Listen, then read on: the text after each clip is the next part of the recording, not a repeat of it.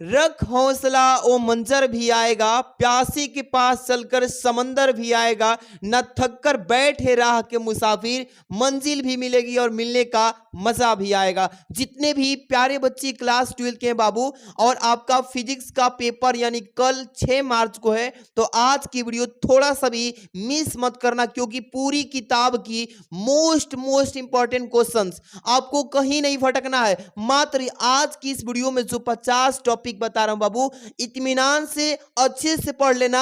आप किताब और कॉपी लेकर के इधर उधर भटकिए मत। बस ये 50 टॉपिक मुझे गारंटी है कि जो बच्चा ये पढ़ के जाएगा कल उसका दिल गदगद हो जाएगा। गारंटी बता रहा हूं एकदम आराम से। ये पूरे किताब के जितने भी महत्वपूर्ण प्रश्न है प्यारे बच्चों, बहुत ही बारीकी से मैंने इसको सर्च किया, एनालिसिस किया, पता किया। इसमें मेरा ज्यादा समय लगा है, क्योंकि बहुत से पता लगाने के बाद ये पूरी किताब से मैंने क्वेश्चन छांटा है। मात्र इतना टॉपिक प्यारे बच्चों अगर तैयार कर लेते हैं और तैयार करके जाते हैं तो आपकी 70 में 70 की बल्ले बल्ले हो जाएगी। तो आज की इस वीडियो को शुरू से अंत तक देखना, और रिक्वेस्ट है कि अपना क्वेश्चन बैंक या नोटबुक जो रखे हो ना पढ़ने के लिए, सारा निकाल के सामने बैठ जाओ प्यारे बच्चों। ईमानदारी से ये वीडियो पूरा अगर 50 टॉपिक को देख लेते हो और अपने नोटबुक में नोट कर लेते हो, समझिए कि 70 में 70 आपके मुट्ठी में है। तो वीडियो को लाइक कर देना, चैनल पे पहली बार हो सब्सक्राइब करके बेल आइकन हिट करो। और यहां से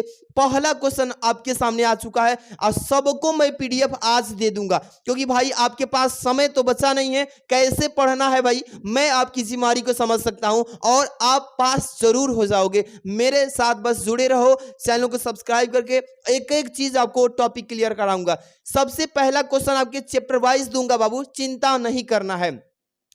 एक समान वैद्युत क्षेत्र में रखे वैद्युत द्विध्रुव पर यानी पर बल युग्म का आघूर्ण ज्ञात कीजिए। इस तरीके से पेपर में आएगा, और इस क्वेश्चन को आप अच्छे से अपने क्वेश्चन बैंक या कहीं भी नोट किए हैं उसको अच्छे से पढ़ के जाइएगा। अगला है गाउस का नियम। गाउस का नियम बाबू आप आराम से इसको पढ़ के जाना। जो बच्चे इस क्वेश्चन को पढ़ लेगा फिजिक्स में एकदम बढ़िया स्कोर करेगा, मेरा पूरा दावा है बाबू। आप लोग वीडियो को एक बार लाइक और अपने दोस्त को भी बुला के शेयर कर लीजिए सबको, और शेयर करके चैनल को सब्सक्राइब कर लीजिए जो नहीं किए हैं। अगला प्रश्न है वैद्युत द्विध्रुव की अक्षीय स्थिति में वैद्युत क्षेत्र की तीव्रता, यानी वैद्युत क्षेत्र की तीव्रता को परिभाषित कीजिए, और इसका निगमन भी करने के लिए आता है, तो आराम से इसको समझिएगा। इसके आगे जो 4 नंबर क्वेश्चन है इसको पढ़ लीजिए। निरक्षीय या अनुप्रस्थ स्थिति पर वैद्युत क्षेत्र की तीव्रता। जल्दी से जल्दी इस क्वेश्चन को टिक करके फटाफट से तैयारी में लग जाओ।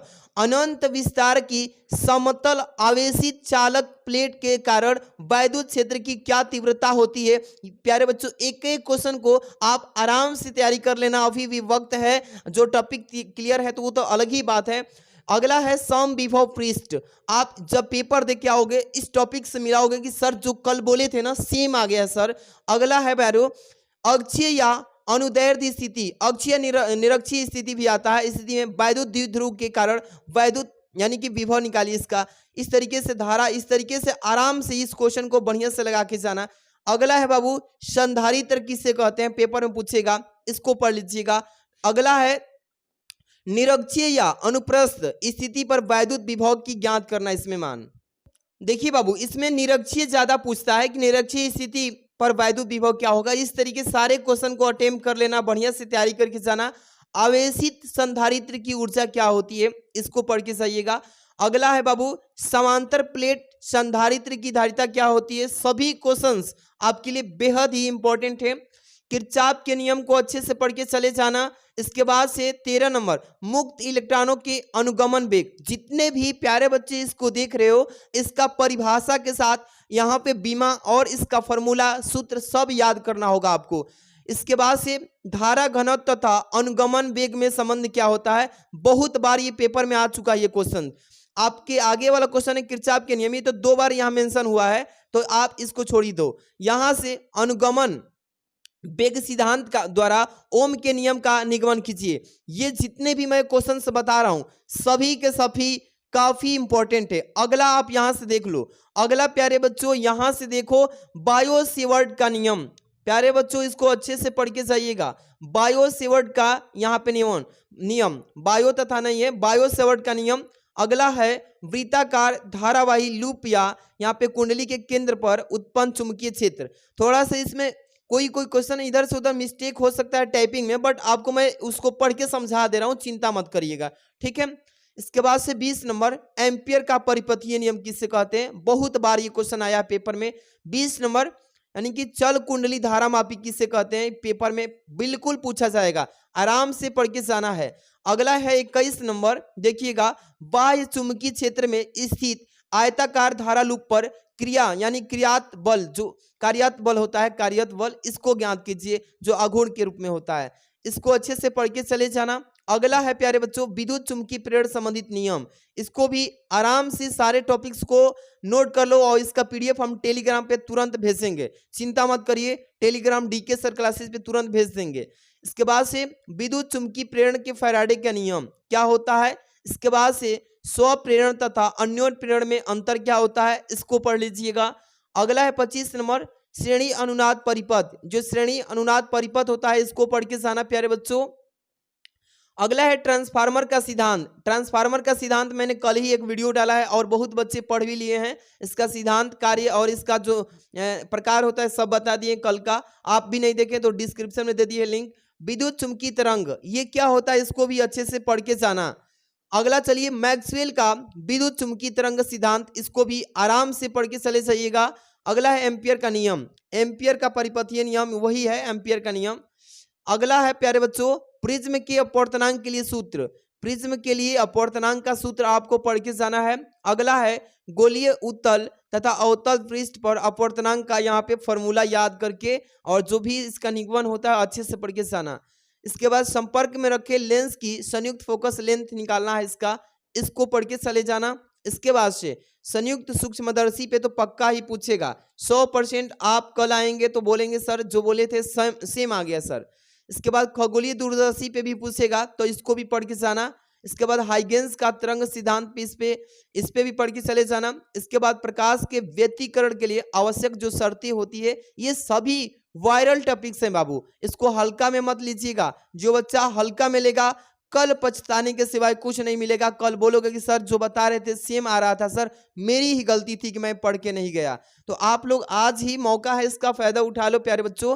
37 नंबर यंग के द्विध्रुवी प्रयोग में यानी प्राप्त दीप्त, और यहाँ पे प्रदीप्त है प्यारे बच्चों, ये प्राप्त नहीं प्रदीप्त तथा अप्रदीप्त यानी कि अप्रदीप्त फ्रिंजों की चौड़ाई, केंद्रीय चौड़ाई का यहाँ पे व्यंजक लिखने के लिए आता है, आराम से याद कीजिए चौड़ाई केंद्रीय यानी व्यंजक। इसके बाद से यहाँ से एक पतली झिरी द्वारा एक कवरणीय प्रकाश के विवर्तन प्रारूप प्राप्त करने का आरेख बनाइए तथा केंद्रीय उच्चिष्ट की कोणीय चौड़ाई यहाँ पे ज्ञात कीजिए इसका सूत्र लगा के। तो ये सभी टॉपिक्स जो हैं एकदम बेहद वायरल टॉपिक्स हैं। इसके बाद से देहली आवृत्ति तथा कार्यफलन, इसको अच्छे से पढ़ के चले जाना, इसी में से पेपर बन के आएगा, इससे बाहर तो आएगा ही नहीं। यूपी बोर्ड इसी में से जारी करेगा। यूपी बोर्ड खुद बोल दिया है, अपना सिलेबस दे दिया है कि हम यहीं से डालेंगे, आप निश्चिंत होकर पढ़ के जाना इसको। अगला है 41 नंबर कि आइंस्टीन द्वारा प्रकाश वैद्युत प्रभाव का व्याख्या कीजिए, इसकी व्याख्या करना है इसमें। अगला है 42 नंबर द्रव्य तरंगे क्या होती है और डी ब्रोगली समीकरण क्या होता है, इसको पढ़ लेना। इसके बाद रदरफोर्ड का परमाणु मॉडल क्या होता है प्यारे बच्चों, ये सभी टॉपिक्स हैं 100 में 100 लाने के लिए स्कूट करने वाले सारे क्वेश्चंस हैं। इसके बाद से हम आएंगे परमाणु का बोर मॉडल, परमाणु का बोर मॉडल, इसको भी पढ़ के जाना बाबू। इसके बाद समस्थानिक टॉपिक जो ये देख रहे हो छोटा छोटा है लेकिन पेपर में आता है। इसके बाद सौर ऊर्जा का स्रोत क्या होता है, सौर ऊर्जा के बारे में आप क्या जानते हैं, इसको बताइए।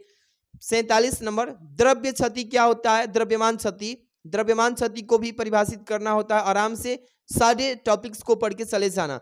जो भी बच्चे वीडियो को लाइक नहीं, प्यारा सा लाइक कर देना और चैनल को नए हैं तो सब्सक्राइब कर लीजिएगा प्यारे बच्चों। इसका हम पीडीएफ आपको तुरंत भेजेंगे डीके सर क्लासेस टेलीग्राम पे, चिंता मत करिए। 48 नंबर नाभिकीय विखंडन किसे कहते हैं, इसको पढ़ लीजिएगा।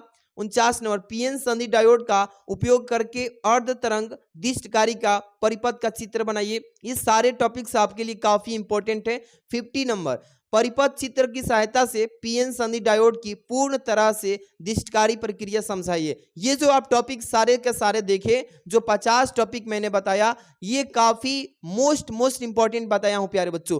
तो ये जो वीडियो आप देख रहे हो, इस वीडियो का जो पीडीएफ आप देख रहे हो, ये 50 टॉपिक आप लेना चाहते हो तो आप सभी लोग से रिक्वेस्ट है कि डीके सर क्लासेज एक बार ज्वाइन करिए टेलीग्राम पे बहुत बच्चे कम हैं। अभी केमिस्ट्री का पेपर लेके आ रहे हैं और सब लोग तैयार रहना, और इंग्लिश का ये सभी के सभी टेलीग्राम पे भेजेंगे, जो कि टेलीग्राम का नाम है डीके सर क्लासेज। आप लोग जुड़ जाओ प्यारे बच्चों डीके सर क्लासेज टेलीग्राम पे, और इस वीडियो को लाइक कर देना और अपने दोस्तों में शेयर करके चैनल को सब्सक्राइब कर लीजिएगा। ऐसे ही सारे सब्जेक्ट की तैयारी बेहतर कराएंगे।